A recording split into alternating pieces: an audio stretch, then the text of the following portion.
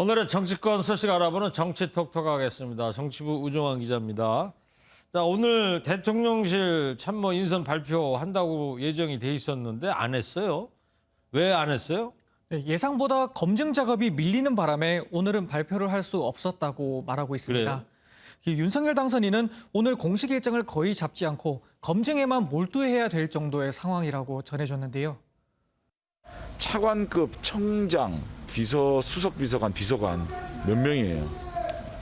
지금 저희 검증 인력 가지고 굉장히 트래픽이 많아요.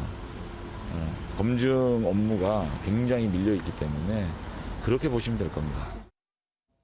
아무래도 최근 장관 후보자들에 대한 잇따른 검증 부실 논란에다가 검찰 측근 중심 인사라는 논란까지 따르면서 부담이 작용한 것 같은 분위기입니다. 근데 장관 후보자들은 국회 인사청문회를 받아야 되지만 대통령실 참모들은 청문회 대상도 아니잖아요. 그냥 이렇게 임명하면 되는 거 아닙니까? 네, 언뜻 보면 청문회를 거쳐야 하는 장관 후보자보다 대통령실 참모들이 인선이 더 부담이 적을 것 같죠. 예. 하지만 당선인 측에서는 정반대라고 말하고 있습니다. 왜요? 제가 당선인 측 관계자들에게 물어보니 지금 장관 후보자보다 검증 작업이 더 어려운 상황이라고 전해줬는데요. 그 이유를 들어보니 청문회는 의혹이 불거지기도 하지만 동시에 의혹을 반박하는 자리도 될 수가 있다는 겁니다. 반면에 대통령실 참모 내정자에게서 여러 문제가 보도되는 상황이 일어난다면 이걸 해명할 수 있는 청문회도 없는 만큼 그대로 부실 검증 공격을 온전히 받게 된다는 거면서 과거 김의겸 청와대 대변인 임명 당시의 상황을 예시로 들기도 했었습니다.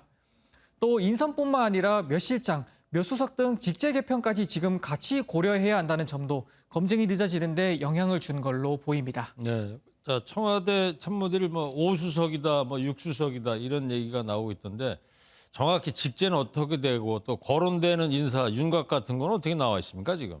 네, 일단 비서실장과 안보실장까지 2실장, 그리고 경제, 사회, 정무, 시민사회, 홍보까지 5수석, 그리고 인사기획관 체제까지는 확정적으로 보입니다. 이 안보실장에는 많이 거론되어 온 김성환 전 외교부 차관이, 경제수석에는 최상목, 사회 안상훈, 정무 이진복, 시민사회 강승규, 인사기획관 복두규 등이 유력하게 거론되고 있는 인사들이죠. 여기에 과학 관련 수석 신설 여부가 논의되고 있는데 여기에 안철수 인수위원장 측 인사가 들어갈지가 관심을 받고 있습니다. 저는 건의를 드렸죠.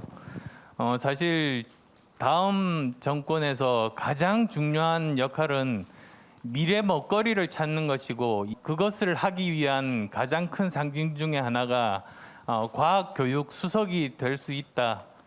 과학교육 수석 얘기를 하는데 오늘 발언입니까, 안철수 위원장? 네, 오늘 밝힌 내용입니다. 네. 반면에 윤 당선인 측은 이미 같은 당이 됐는데 뭐 누구의 추천 인사 그런 건 없다.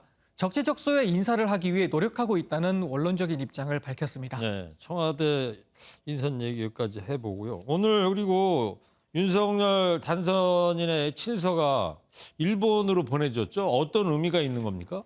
네, 정진석 국회 부의장을 단장으로 하는 한일정책협의 대표단이 오늘 출국했죠. 지난번 한미정책협의단에 이어 국가 순서로는 두 번째입니다. 미국 다음인 거죠? 네, 맞습니다. 그 기시다 후미오 일본 총리에게 전달할 윤 당선인의 친서도 들고 갔는데 이 정책협의단의 파견 순서 그리고 부의장이라는 단장의 체급 또 친서까지 고려해 보면은 한일 관계 개선에 큰 의지를 드러낸 거라는 분석이 나오고 있습니다.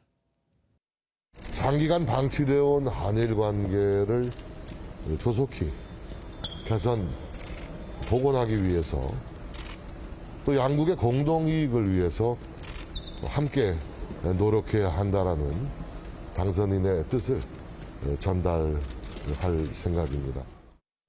이 대표단은 4박 5일 일정으로 일본 고위층 인사들을 두루 만날 예정인데 특히 27일쯤에는 기시다 총리도 만날 가능성이 있다고 전해주고 있습니다. 구체적으로 그렇다면 앞으로 한일 관계 어떤 변화가 기대해 볼 수 있을까요?